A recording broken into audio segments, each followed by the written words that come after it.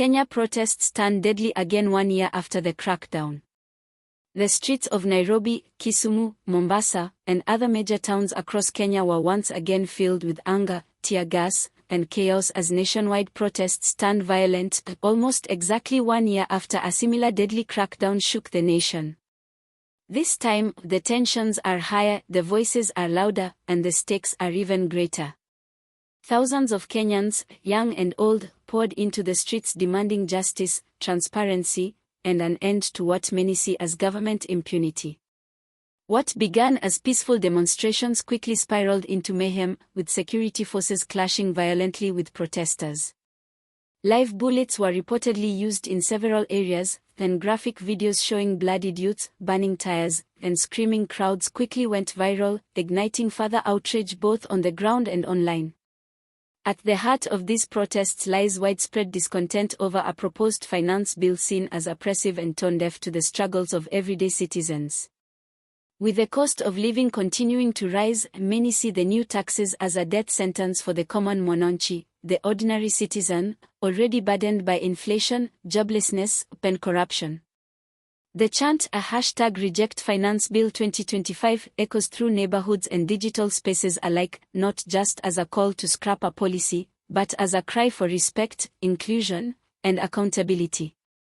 Yet the government's response has once again drawn sharp criticism. Reports from human rights groups confirm the use of excessive force, unlawful arrests, and even abductions of prominent activists and youth leaders. Names and faces of missing protesters circulate across social media, sparking fear and fury in equal measure.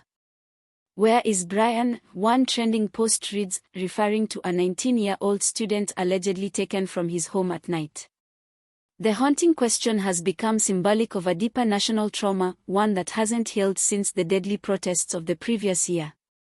International observers, including the United Nations and African Union, have expressed concern over the situation, urging restraint and respect for fundamental rights.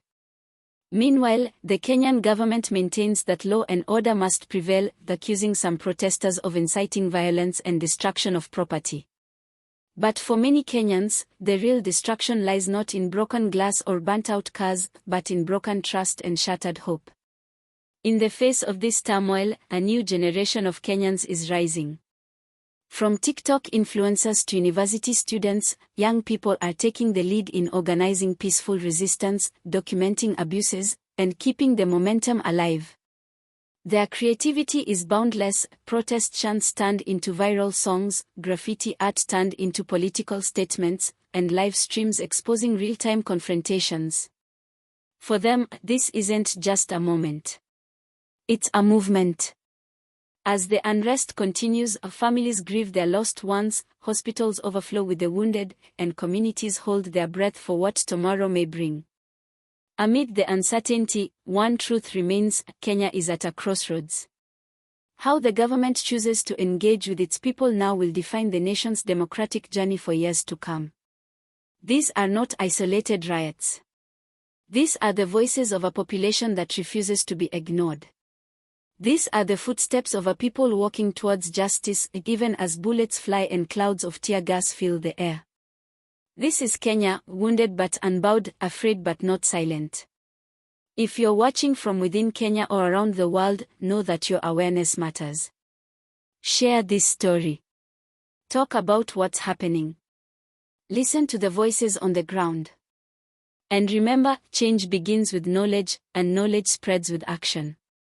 Before you go, make sure to subscribe to Capital Point News and hit the notification bell so you never miss an update on stories that matter.